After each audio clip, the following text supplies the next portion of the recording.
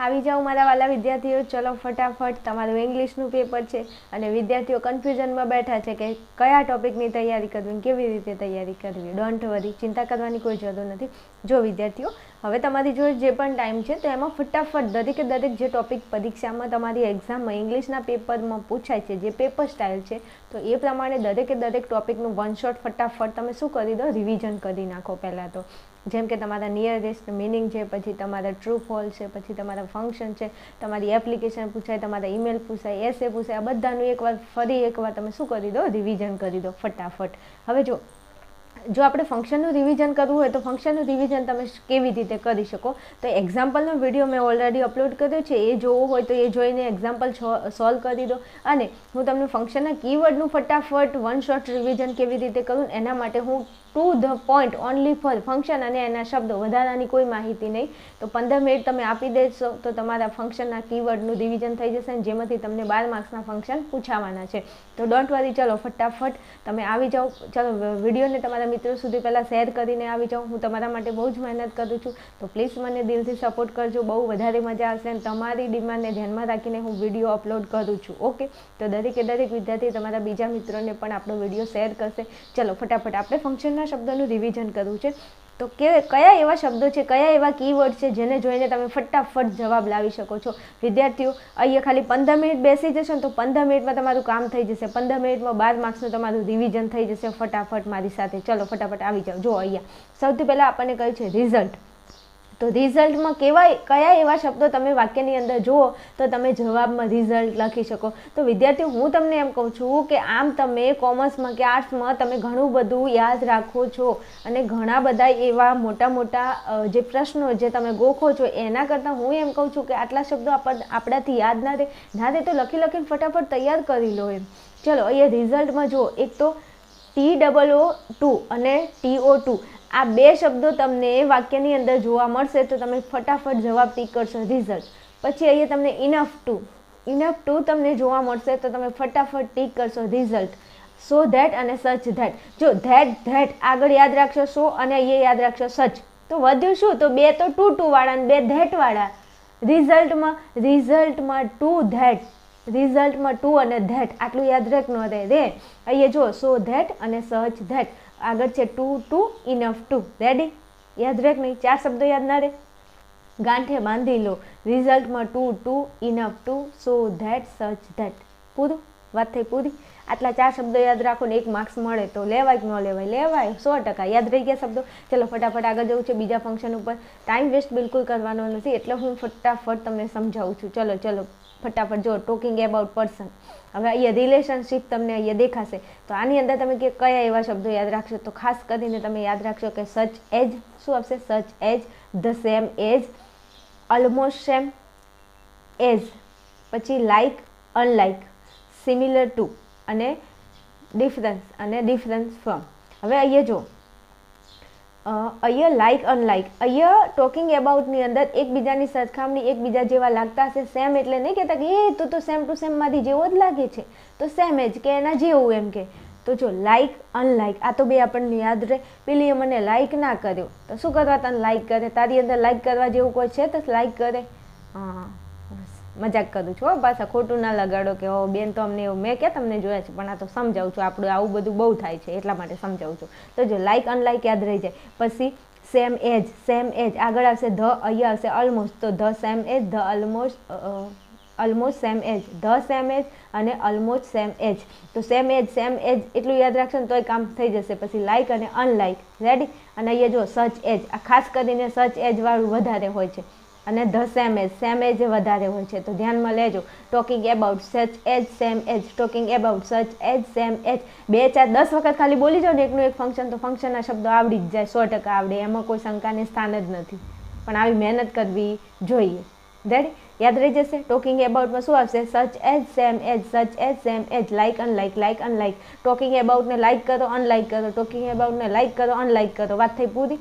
ખબર પડી કે ન પડી? પડી ગઈ. ચલો ભાઈ ફટાફટ આગળ જઈએ ત્રીજા ફંક્શનની અંદર. જો અને આ બે ફંક્શન છે ને તમારે લખવા હોય તો લખી દો, એમાંથી આ તો તમે લખી દો એટલે જ્યાં તમારે લખવું હોય તમારે મગજમાં ચીપકાવવું હોય તો ચીપકાવી દો કે આ સપોઝિશન તો હશે ને હશે, હોય જ છે પરીક્ષામાં. આ મતલબ જે એક્ઝામ પૂછાઈ ગઈ એ બધી જ એક્ઝામની અંદર સપોઝિશન સૌથી પહેલાં કે એક તો તમને સપોઝિશનનું વાક્ય જોવા મળશે અને મળશે જ તે. ચલો પહેલાં જોઈ લઈએ આપણે મેનર ઓફ એક્શન. તો મેનરને કરો એઝ લાઇક. લાઇક કોને કરવાનું? મેનરને કરો એઝ લાઇક. મેનરને કરો એઝ લાઇક. મેનરને કરો એઝ લાઇક. તમને એઝ જોવા મળશે વાક્યમાં અને જોવા મળશે લાઇક. બીજું વિદ્યાર્થીઓ ઘણા બધા એવા ફંક્શન છે જેમાં એઝનો ઉપયોગ થાય છે, પણ હું એમ કહું છું કે ચિંતા કરવાની જરૂર નથી, કારણ કે તમને ઉપર ઓપ્શન આપેલા જ હશે, એમાં તમને બધા એઝવાળા ફંક્શન નહીં હોય, એમાંથી જે આવતું હશે જે પૂછાતું હશે ને એ જ તમને ઉપર ઓપ્શનની અંદર આપેલું છે, એટલે ટેન્શન કરવાની જરૂર નથી. તમે ઓપ્શનમાં કાઢી શકો ને ઓપ્શનમાં કેવી રીતે કાઢવું ને મેં ઓલા વિડીયોમાં સમજાવી જ છે, તમે જોઈ લેજો એક્ઝામ્પલની અંદર. ચલો પછી સપોઝિશનમાં વિદ્યાર્થીઓ આટલું યાદ ના રહે આપણને. તમને મારા સમજો, તમને આટલું યાદ ના રાખો તો તમને મારા ગળાના સમજે આટલું યાદ રાખી લેજો, કારણ કે આ પરીક્ષામાં હશે તે એઝ ઇફ અને વર. એઝ ઇફ અને were. As if were. As if પછી અહીંયા સબ્જેક્ટ હશે. સબ્જેક્ટ એટલે I, we, you, he, she, it, they, અને કોઈ વ્યક્તિનું નામ, કોઈ છોકરી છોકરાનું નામ, એક વચનનું નામ, બહુવચનનું નામ. પણ અહીંયા તમારે જફામારી નહીં કરવાની, તમને સબ્જેક્ટ યાદ રહે તો ઓકે, નહીં તો એઝ ઇફ અને વર આટલું તમને જોવા મળે ને એટલે આંખો બંધ કરીને મગજને ખુલ્લું રાખીને આંખો ખુલ્લી રાખીને શું લખી દેવાનું? સપોઝિશન. રેડી? સમજી ગયા? વધારે સમજાવું? બીજું, ઘણી વાર તમને એઝ જોવા મળશે, પણ મારું એવું માનવું છે ને કે આટલું યાદ રાખો એટલે કામ થઈ જશે, કારણ કે સૌથી વધારે તમને એઝ ઇફ જ જોવા મળે, આ વધારે જોવા મળતું નથી, પણ યાદ રાખવાનું. ચલો શું કર્યું? મેનરને કરો એઝ લાઇક. સપોઝિશનને શું કરવાનું? As if were. As if were manner, અરે સપોઝિશન એઝ ઇફ વર. મેનરને કરો એઝ લાઇક. મેનરને કરો એઝ લાઇક. સપોઝિશનમાં એઝ ઇફ વર. હું એટલા માટે ફટાફટ જાઉં છું, કારણ કે મારે તમારો ટાઈમ નથી બગાડવો અને ફટાફટ તમારું રિવિઝન થઈ જાય ને એટલા માટે હું ફટાફટ એકદમ સ્પીડલીમાં વાત કરું છું. એટલે એવું ના કહેતા બેન તમે કેમ એક્સપ્રેસની જેમ બોલો છો ફટાફટ, એટલે બોલવું પડે, તમારો ટાઈમ ના બગાડવું. ઓકે, ચલો પછી ફટાફટ આગળ જઈએ. જો પછી તમને અહીંયા કહ્યું છે કે ડિસ્ક્રાઇબિંગ પ્રોસેસ અને ડુઅર ઇઝ નોટ ઇમ્પોર્ટન્ટ. હવે જો અહીંયા પ્રોસેસે કીધું છે ડુઅર ઇઝ નોટ ઇમ્પોર્ટન્ટ, તો મારા વાલા વિદ્યાર્થીઓ અહીંયા ડુઅર ઇઝ નોટ ઇમ્પોર્ટન્ટ એની અંદર આપણે પેસિવ વોઇસના વાક્ય તમને જોવા મળશે. તો કે પેસિવ વોઇસ અમને આવડતું તો નથી, તો હવે શું કરું? તો પેસિવ વોઇસ ના આવડતું હોય તો પછી એ તકલીફ. તમને વાક્યની અંદર વિથરીવાળું રૂપ જોવા મળશે, આગળ ઓબ્જેક્ટ જોવા મળશે, બીજું બાય પ્લસ સબ્જેક્ટ તમને પાછળ જોવા મળશે. આ રીતનું જો તમને જોવા મળે વાક્યની અંદર પેસિવ ફોર્મમાં, પહેલાં ઓબ્જેક્ટ આગળ હશે, વિથરીવાળું વર્ગનું રૂપ હશે, અહીંયા હેલ્પિંગ વર્બ હશે, am, is, are, was, were, will, shall, be, have, has, આ બધા શબ્દો અહીંયા તમને જોવા મળશે વચ્ચે, અને અહીંયા તમને વિથરી અને બાય પ્લસ સબ્જેક્ટ જોવા મળશે. આવું પેસિવનું ફોર્મ હોય છે. તો આ એક આખો ટોપિક અલગ પડી જાય છે, પણ છતાં પણ પરીક્ષાની અંદર ક્યાંક પૂછાઈ જાય તો થોડું ધ્યાનમાં લેજો. ઓકે, ચલો પછી આગળ જઈએ આપણે. અહીંયા તમને સિન્થેસિસની વાત કરી છે, તો સિન્થેસિસની અંદર લગભગ ઘણી વાર પરીક્ષામાં તમને એટલું બધું નથી પૂછાતું, પણ અહીંયા લખી દીધું છે, વાંધો નહીં. ચલો થોડું ધ્યાનમાં લેજો, સિન્થેસિસ પૂછાય તો. ચલો પછી અહીંયા નીચે આપેલું છે રિપોર્ટિંગ. શું આપેલું છે? રિપોર્ટિંગ. તો રિપોર્ટિંગ એટલે તો કે ઇનડાયરેક્ટ સ્પીચ. હવે મને ખબર છે કે આ ઇનડાયરેક્ટ સ્પીચ તો તમારા માથાનો દુખાવો છે, આ તમારો પ્રિય ટોપિક હશે, હે ને? કારણ કે ઇનડાયરેક્ટ સ્પીચ ભાઈ વિદ્યાર્થીઓ એ રાતોરાત ના આવડી જાય, પ્રેક્ટિસનો વિષય છે. એના પહેલાં તમારે કાર્ડ શીખવા પડે, કાર્ડ પછી તમારે એક્ટિવ પેસિવ શીખવું પડે, એક્ટિવ પેસિવ પછી તમને ડાયરેક્ટ ઇનડાયરેક્ટ આવડે. આમથું તમે સીધું ફટાફટ જોવા જાઓ તો હા, તમે ગોખીને તૈયાર કરી શકો શબ્દોને બધું, પણ તમારે વ્યવસ્થિત જો શીખવું હોય તો આને તમારે બહુ ટાઈમ આપવો પડે, કારણ કે આ ટોપિક એવો છે. જેમ ગુજરાતીમાં છંદ હોય છે ને, અલંકાર હોય છે, એવી રીતે ઇંગ્લિશની અંદર પેસિવ, એક્ટિવ પેસિવ અને ડાયરેક્ટ ઇનડાયરેક્ટ હોય છે, જે તમને થોડો બહુ સમય માંગી લે એમ તૈયાર કરવાની અંદર. અને આ બધું 12મા ધોરણમાં ના ભણવાનું હોય, કારણ કે આ ઇનડાયરેક્ટ સ્પીચ ને એક્ટિવ પેસિવ તમારે 9મા ધોરણમાં શીખવાનું હોય. 12મા ધોરણમાં તો ખાલી તમારે એનો ઉપયોગ જ કરવાનો હોય, પણ આપણે 12મા ધોરણમાં આવીએ ને તો ઘણીવાર છોકરાઓને આ નથી આવડતું. વાંધો નહીં, ટાઈમ રહેતા શીખી લેજો, કારણ કે ઇંગ્લિશ તમારી જિંદગીની અંદર ક્યારે તમે ભણશો ને ત્યાં સુધી તમારો પીછો નહીં છોડે. એટલે તમને કહી દઉં કે તમારે હે ને એનો પીછો ના છોડાવવો હોય ને તો તમે એને તૈયાર કરી લેજો, ને તમે એનાથી ભાગશો પણ એ તમારાથી ભાગશે નહીં, એ તમારી પાછળ આવશે. ચલો પછી આગળ જુઓ. Condition in the past. શું કીધું છે? Condition in the past. હવે કન્ડિશન આવે ને એટલે ઇફ, અનલેસ આવે, આટલા બે શબ્દો યાદ ના રહે, મારા ગળાના હામ યાદ રાખી લેજો. શું? ઇફ અનલેસ આવે ને તો કન્ડિશન ઇન પાસ્ટ. અને પરીક્ષાની અંદર આ પણ પૂછાય જ છે, જેમ સપોઝિશન પૂછાય ને એમ આ પણ પૂછાય જ છે. આ વોટ ફેવરિટ છે. અમુક ફંક્શન તો એમના કમ્પ્લીટ જ છે, જેમ મેં પહેલાં રિઝલ્ટ સમજાવ્યું એ પણ પૂછાય, પછી સપોઝિશન પૂછાય, પછી આ કન્ડિશન પૂછાય જ તે. એટલે જો ઇફ અને અનલેસ. બીજું આ વાક્યની અંદર કાં તો આગળ ઇફ હશે કાં તો અનલેસ હશે વાક્યની શરૂઆતમાં. પછી જેમ જેમ વાક્યમાં આગળ જશો ને એટલે હેડ જોવા મળશે. શું જોવા મળશે? હેડ અને વર્બનું વિથરીવાળું રૂપ હશે. ઘણીવાર તમને ત્યાં can, could, can not, could not, would have આવા શબ્દો પણ તમને જોવા મળશે. એટલે આટલું તો યાદ રહે ને, ઇફ અનલેસ, પછી આવશે હેડ અને વિથરી. પૂર્ણ વર્તમાન કાળ. શું આવશે? પૂર્ણ વર્તમાન. પૂર્ણ વર્તમાન તમને ખબર હોવી જોઈએ કે પૂર્ણ વર્તમાન કોને કહેવાય. પૂર્ણ વર્તમાન એટલે હેવ, હેઝ, હેડ, વિથરી. અરે સોરી, પૂર્ણ ભૂતકાળ. સોરી પૂર્ણ ભૂતકાળ. તો પૂર્ણ ભૂતકાળમાં આવશે હેડ વિથરી. ઓનલી ફોર આવશે હેડ વિથરી. ઓકે, ચલો પછી આગળ જઈએ. હવે અહીંયા તમને કહ્યું છે કમ્પેરિંગ. દેખાય છે કમ્પેરિંગ પર્સન, પ્લેસ અને થિંગ. તો કમ્પેરિંગની અંદર ડિગ્રી આવશે. શું આવશે? ડિગરી. શું આવશે? ડિગ્રી. દિલગી નથી કહેતી લ્યા ભાઈ, ડિગ્રી કહું છું. કેમ ઊંધું સાંભળો છો તમે? હવે જો અહીંયા મેં તમને કાલે કહ્યું હતું, આજે ફરીથી કહું. એજ તમને જોવા મળે, અથવા તો તમને સો એજ જોવા મળે. જો એજ વચ્ચે વિશેષણ, સો એજ વચ્ચે વિશેષણ હશે.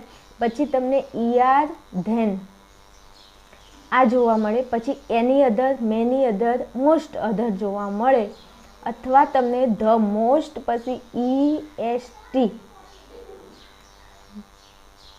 આ તમને આવા શબ્દો જોવા મળે પરીક્ષાની અંદર, વાક્યની અંદર. તો તમે સીધું શું ટીક કરશો? તો કે કમ્પેરિંગ. શું ટીક કરશો?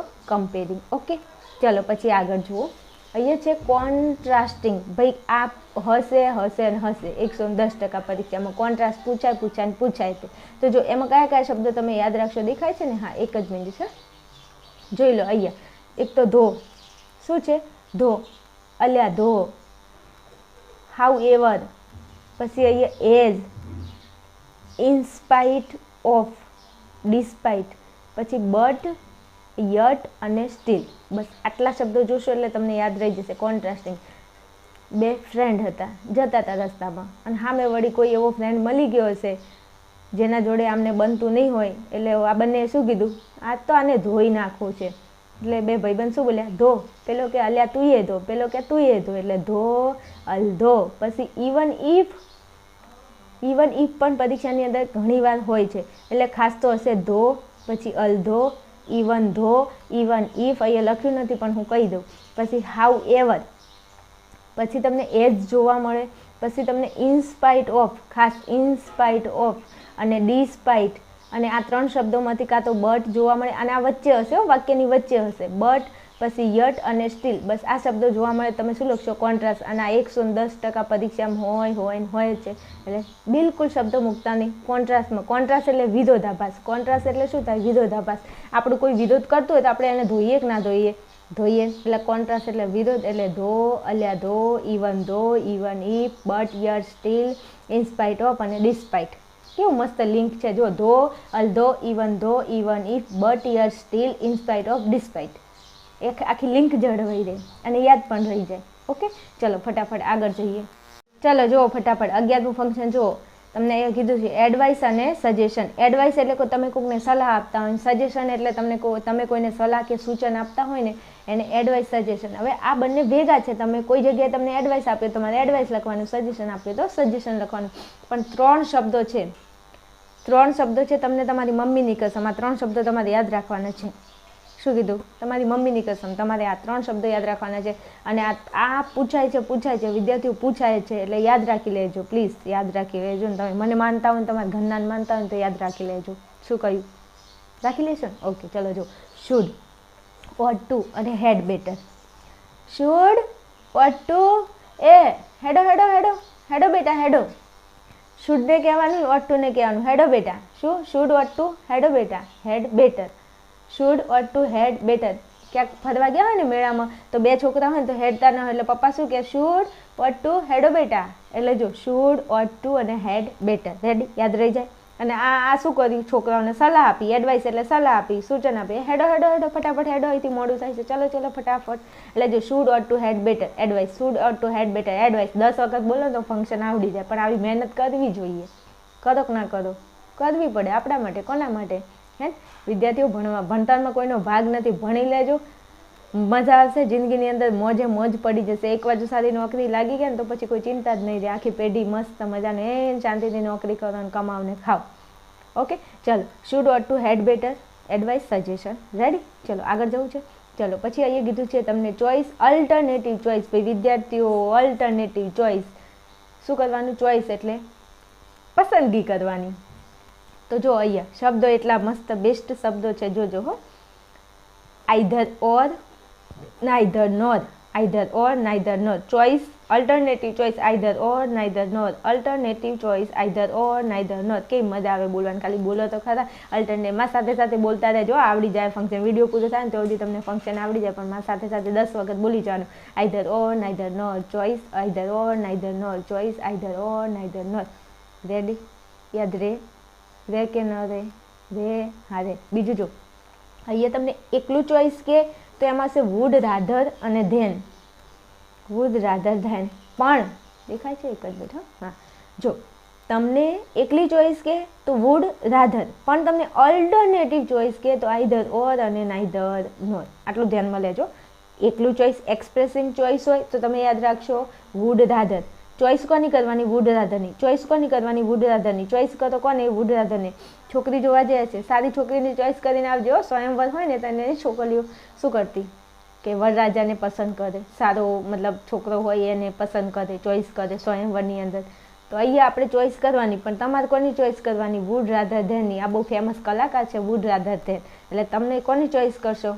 તો કે વુડ, રાધર, ધેનની ચોઇસ કરશું. બીજું અલ્ટરનેટિવ ચોઇસમાં શું કરશો? Either or neither nor. Alternative either or neither nor. Alternative either or neither nor. આવડે કે ન આવડે? આવડે. આગળ જવું છે? ચલો ફટાફટ. ચલો પછી જો habitual action in the past. એક જ શબ્દ, એક જ. આ તમે જે ભગવાન માતાજીને માનતા હોય ને તો તમને એમના સમ છે. જે પણ ભગવાન માતાજીને માનતા હોય ને એમના સમ છે. તમે આટલું યાદ રાખી લેજો. જે ભગવાન, રામ ભગવાનને માનો કે ચાહે હનુમાનને માનો, ચાહે તમારા જે માતાજીને માનતા હોય ને એમના તમને સમ છે. તમે આટલું યાદ રાખી લેજો કે habitual action in the past તો શું આવશે? Used to, used to, used to. વાત જવા દો, ખાલી એક જ યાદ રાખો, યુઝડ ટુ. એટલે વાત થઈ ગઈ તમારી પૂરી. પરીક્ષાની અંદર એક જ પહેલા સબ્જેક્ટ હશે પછી સીધું હશે યુઝડ ટુ. વાત થઈ પૂરી, ખાલી આટલું જોઈ લેવાનું, યુઝડ ટુ.